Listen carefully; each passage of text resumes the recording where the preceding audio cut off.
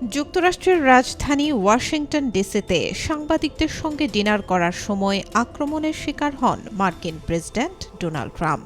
শনিবার রাজধানীর হিলটন হোটেলে নৈশভোজ চলাকালে হঠাৎ গুলির শব্দে আতঙ্কিত হয়ে পড়েন অতিথিরা। এ সময় দ্রুত সক্রিয় হয়ে ওঠে সিক্রেট সার্ভিস। ডোনাল্ড ট্রাম্প ও ফার্স্ট লেডি মেলানিয়া ট্রাম্পকে নিরাপদ স্থানে সরিয়ে নেওয়া হয়।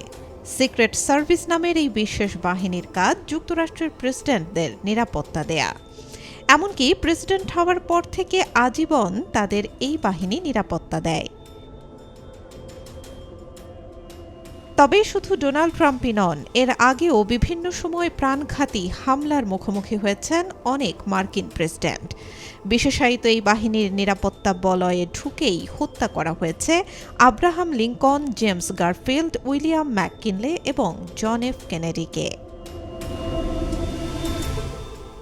যুক্তরাষ্ট্রের ইতিহাসে আততায়ীর হাতে হত্যার শিকার হওয়া প্রথম মার্কিন প্রেসিডেন্ট আব্রাহাম লিঙ্কন। তিনি যুক্তরাষ্ট্রের ১৬তম প্রেসিডেন্ট ছিলেন। ১৮৬৫ সালে ওয়াশিংটন ডিসির ফোর্ডস থিয়েটারে তাকে মাথার পেছন থেকে গুলি করা হয়।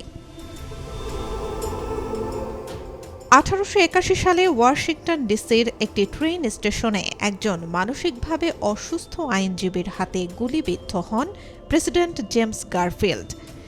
এই আইনজীবী বিশ্বাস করতেন তিনি গারফিল্ডকে নির্বাচনে জিততে সাহায্য করেছেন, অথচ গারফিল্ড তাকে বিদেশি কনসাল পদ দিতে অস্বীকার করেছেন। তিনি প্রেসিডেন্টকে ২ বার গুলি করেন। তাৎক্ষণিকভাবে নিহত না হলেও ১ মাস পর নিউ জার্সিতে মারা যান গারফিল্ড। যুক্তরাষ্ট্রের ২৫তম রাষ্ট্রপতি উইলিয়াম ম্যাককিনলে ১৯০১ সালের ৬ সেপ্টেম্বর নিউ ইয়র্কের বাফেলোতে আততায়ীর হাতে নিহত হন। তার এই হত্যাকারী বাফেলোতে থাকা অবস্থায় বিদ্যুৎপৃষ্ট হয়ে মারা গিয়েছিলেন। ১৯৬৩ সালের ২২ নভেম্বর টেক্সাসের ডালাস শহরে এক মোটর শোভাযাত্রায় গুলিবিদ্ধ হয়ে নিহত হন যুক্তরাষ্ট্রের ৩৫তম president John F Kennedy. Lee Harvey Oswald নামের এক ব্যক্তি তাকে হত্যা করেন।